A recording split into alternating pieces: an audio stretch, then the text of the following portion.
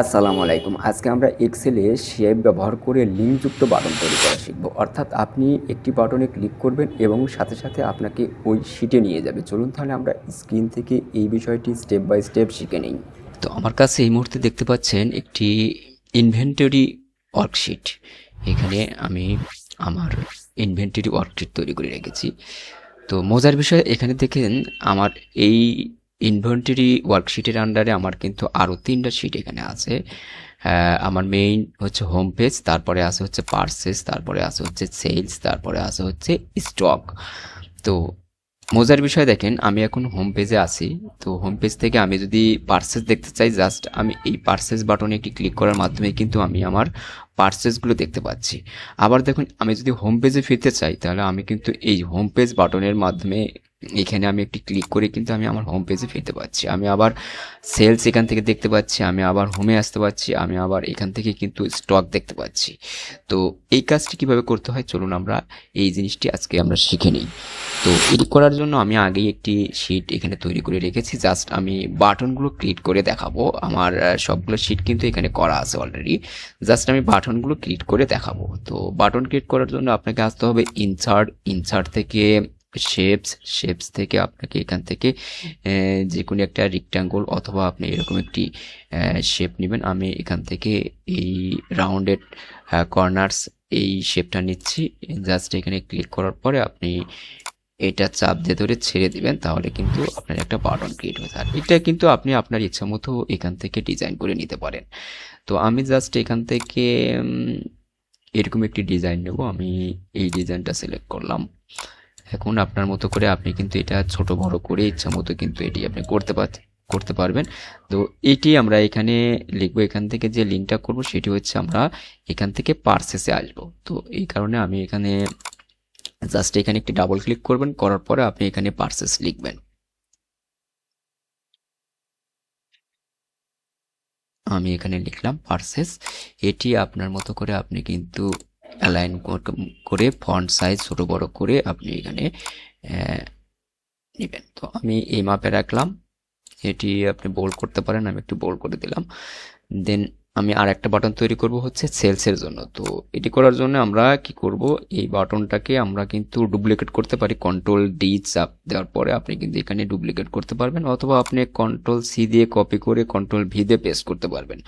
তো আমি বাটনটা এখানে রাখলাম। জাস্ট এখানে আমি এই এলাকাটা এখান থেকে মুছে আমি এখানে সেলস লিখবো, সেলসে যাওয়ার জন্য সেলস। এরপরে আমি এটাকে আবার ডুপ্লিকেট করব। ডুপ্লিকেট করার জন্য আপনি জাস্ট বক্সের উপরে একটি ক্লিক করবেন, এরপরে কন্ট্রোল ডি প্রেস করবেন। তো এখন আমি এখানে লিখবো হচ্ছে স্টক স্টক। আচ্ছা, এখন দেখেন এইটাকে আমরা হচ্ছে লিঙ্ক করব। তার আগে আমরা প্রত্যেকটারই এখানে একটা করে বাটন আমরা ক্রিয়েট করব। তো এর জন্য আমরা এখান থেকে একটি বাটন কিন্তু আমরা কপি করতে পারি। কন্ট্রোল সি দিয়ে কপি করলাম, দেন আমি পার্সেসে আসলাম। পার্সেসে আসার পরে আমরা এখানে এটাকে পেস্ট করলাম এবং এখানে আমি এখানে রাখবো। এখানে আমি দেবো হচ্ছে হোম পেজ, মানে এখানে ক্লিক করলে আমরা যাতে হোম পেজে ফিরে আসতে পারি। তো আমি এখানে লিখলাম হচ্ছে হোম পেজ, হোম পেজ। তো এটাকে আমি কপি করে বাকি শিটগুলোতে আমি দিয়ে দেবো। সেলসও আমি একই কাজ করব। আমি এখান থেকে জাস্ট কপি করে কন্ট্রোল ভি দিয়ে পেস্ট করলাম। দেন আমার এখানে অলরেডি করা আছে, তো এটা এখানে থাকলো। আচ্ছা, এটা আমি এখান থেকে ডিলিট করে দিই, আমি নতুন করে করি। আমি এটা কন্ট্রোল ভি দিলাম, দেন এখানে আমি এটাকে রেখে দিলাম।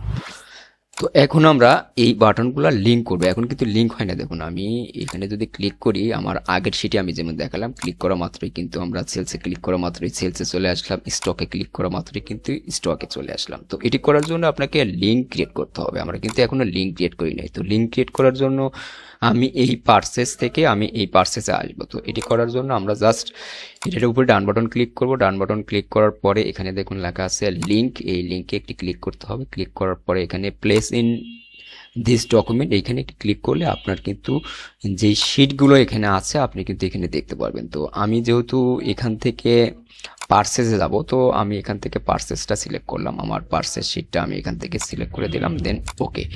তো এটার কিন্তু লিঙ্ক হয়ে গেছে। আমরা এখন একইভাবে কিন্তু এটার লিঙ্ক করব, সেলসে ক্লিক করলাম, দেন ডান বাটন, সেলসের উপরে আমরা ডান বাটন ক্লিক করলাম, দেন এখান থেকে লিঙ্ক একইভাবে আমরা এখানে আসবো হচ্ছে সেলসে। তো সেলসে আমি ক্লিক করলাম, একইভাবে আমরা এটাকেও ডান বাটন ক্লিক করব, ডান বাটন ক্লিক করার পরে লিঙ্ক থেকে আমরা এখানে আসবো হচ্ছে স্টকে ক্লিক করব, দেন এখানে কিন্তু স্টক হয়ে গেছে। তখন আমি যদি এখন এখানে পার্সেসে ক্লিক করি আমাকে কিন্তু পার্সেসে নিয়ে যাচ্ছে। আবার আমি এখান থেকে হোম পেজে চলে যাব, তো এর জন্য কিন্তু আমার এই ক্যাটাগরি লিঙ্ক করতে হবে। তাছাড়া আমি এখানে ডান বাটন ক্লিক করলাম, একইভাবে আমরা লিঙ্কে আসবো, এখান থেকে আমরা হোম পেজ সিলেক্ট করব, দেন ওকে। দেখুন এখন আমি যদি এটার উপরে একটি ক্লিক করি, দেখুন আমাকে আবার কিন্তু হোম পেজে নিয়ে যাচ্ছে। আমি আবার কিন্তু এখান থেকে সেলসে ক্লিক করলে সেলসে দিতে পারছি। তো আমার এটাকেও লিঙ্ক করতে হবে, আমি জাস্ট লিঙ্কে ক্লিক করব, লিঙ্কে ক্লিক করার পর এখান থেকে আমি হোম পেজটা সিলেক্ট করে দেবো। স্টকেরও আমি এখান থেকে এটাকে লিঙ্ক করব, লিঙ্কে ক্লিক করলাম, দেন এখান থেকে আমি হোম পেজে ক্লিক করলাম। দেখুন আমি এখন কিন্তু এখান থেকে হোম পেজে ফিরতে পারছি। তো আমার কিন্তু লিঙ্ক করা বাটন ক্রিয়েট প্লাস লিঙ্ক করা কমপ্লিট। আমরা এখন যদি পার্সেস দেখতে চাই, আমি কিন্তু পার্সেসে আমার পার্সেসের কি অবস্থা দেখতে পাচ্ছি। আমি আবার এখান থেকে হোমে আসতে পারছি। আমি যদি আমার সেলস দেখতে চাই, তো সেলসে ক্লিক করলে আমি কিন্তু সেলসে আসছি, আবার কিন্তু আমি হোম পেজে ফিরে যেতে পারছি। আবার আমি কিন্তু এখানে যদি স্টক দেখতে চাই, তাহলে আমি কিন্তু স্টকে দেখতে পাচ্ছি, আবার আমরা হোম পেজে ফিরে যাচ্ছি।